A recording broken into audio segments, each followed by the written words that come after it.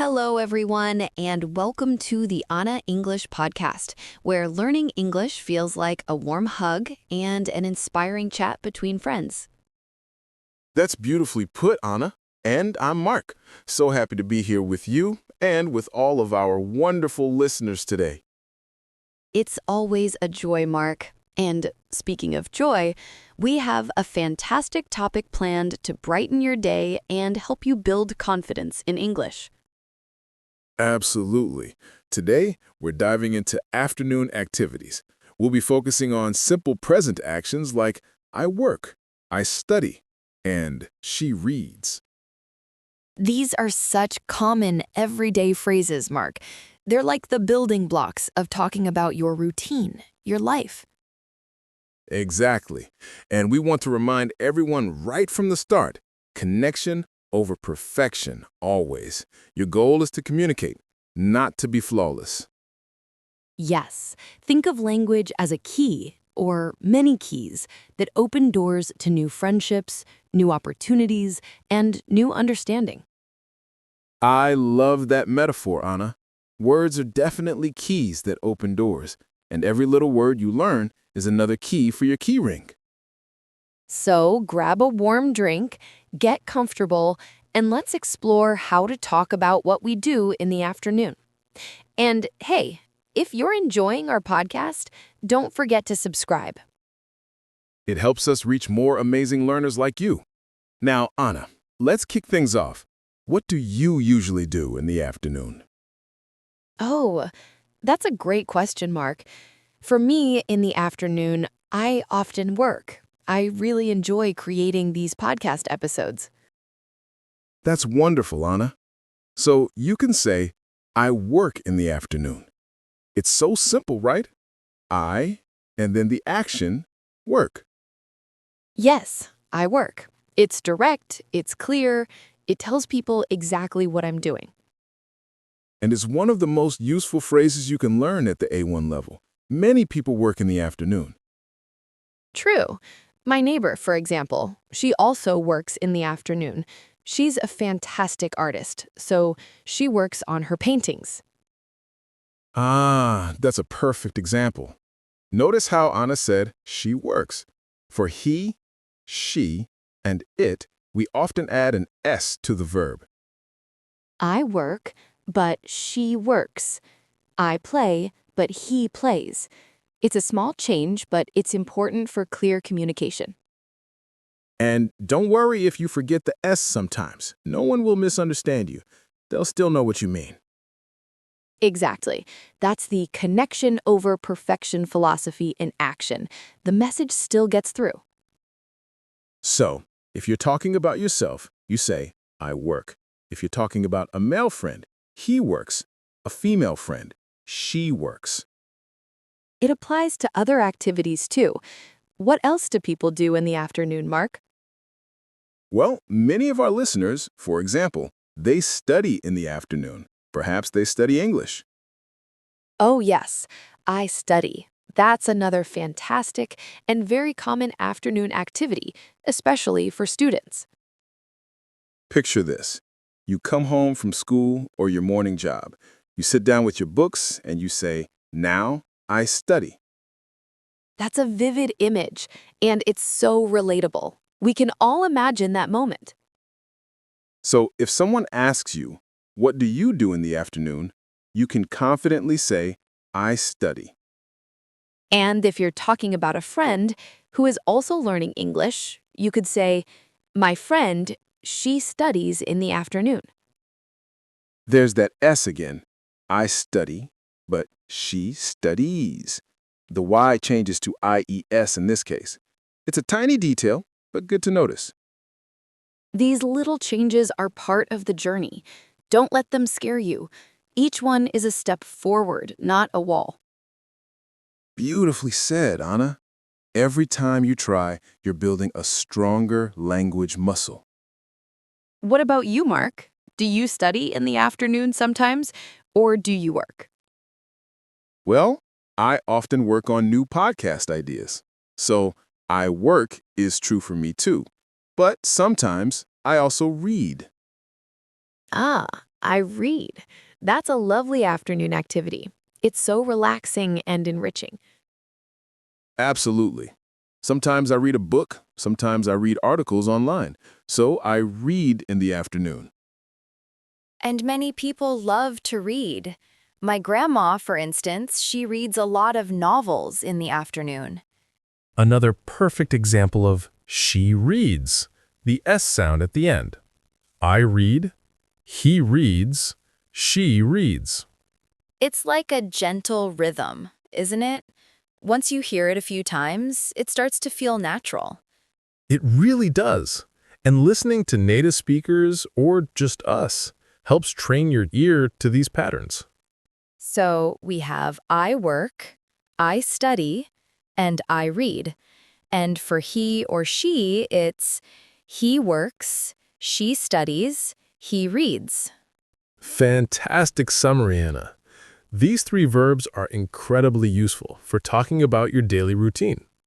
Let's think about some other common afternoon activities using the same pattern. Okay, how about I relax? After working or studying, many people relax. Yes, I relax. Maybe I listen to music or I watch a TV show, so I relax. And if you're talking about your brother, he relaxes. If it's your sister, she relaxes. The ES ending for relax is just another way to add that S sound. Don't overthink it, just try to say it. Precisely. The goal is always to communicate. The exact spelling or perfect grammar will come with practice. Imagine you meet someone new. You want to share a little about your life. You can say, in the afternoon, I work or I study. It's powerful, isn't it? These simple sentences allow you to connect with people on a basic human level. It absolutely is, and that connection is what language is truly about. It's not about being a human dictionary. That's a great point, Anna. Grammar without conversation is like a car with no wheels. It looks nice, but it doesn't take you anywhere. I love that metaphor, Mark. It's so true. We want our listeners to drive their language cars all over the world. Let's consider another afternoon activity. Many people exercise. I exercise. Yes, I exercise. I often go for a walk in the afternoon. That counts as exercise for me. It certainly does. And if your friend exercises, you say, he exercises or she exercises. The S sound again. These verbs are like friendly little reminders of the simple present tense. They really are. And the simple present is so versatile. You use it for habits, routines, and facts. Like, the sun sets in the afternoon. That's a fact. And uses the simple present. The sun sets. Another perfect example. It sets, because the sun is it. So, thinking about your own afternoon, dear listener, what do you do? Do you work? Do you study? Do you read? Or maybe you relax. Or perhaps you watch TV. I watch TV. And if it's your friend, he watches TV or she watches TV. Another example where ES is added. It's all about these repeated patterns. The more you hear them and try to say them, the more natural they become. Don't be afraid to make a mistake when you're trying to use these. Mistakes are just proof that you are trying. They are absolutely essential for learning. Think of them as little signposts on your road to fluency. Every time you say, I work, or she reads, even if you stumble a little, you're practicing. You're getting better. We truly believe in your progress, not your perfection. Every small victory, every new word or phrase you use is a huge step. Celebrate those moments. Feel proud of yourself for trying and for making connections. Let's practice a few more. What if someone cooks in the afternoon? I cook. My dad, he often cooks dinner in the afternoon. So he cooks. Excellent. I cook, he cooks. It's becoming second nature now, isn't it? It really is. And the more you actively listen and repeat, the faster you'll integrate these patterns. What about going for a walk? Many people enjoy that. I walk. My sister, she walks her dog every afternoon. So she walks her dog. Perfect again. She walks. The S is there. It's so consistent.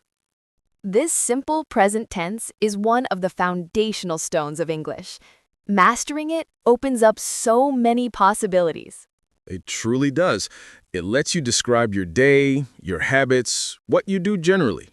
And that's how you start building real conversations, real connections. Remember that feeling when you first learned to ride a bike?